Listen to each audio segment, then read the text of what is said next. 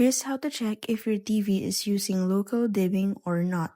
So the first thing that you're going to do is go to the picture settings of your television and then go ahead and press on the expert settings.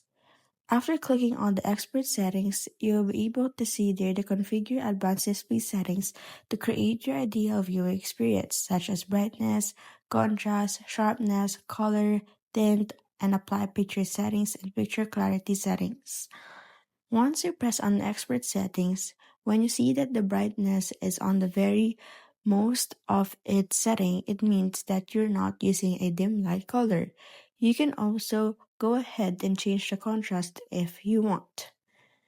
Below the expert settings, you can also go ahead and edit the color tone of your television. So that is how you check if your television is using a local dim color. Just go ahead and check out the brightness of your television.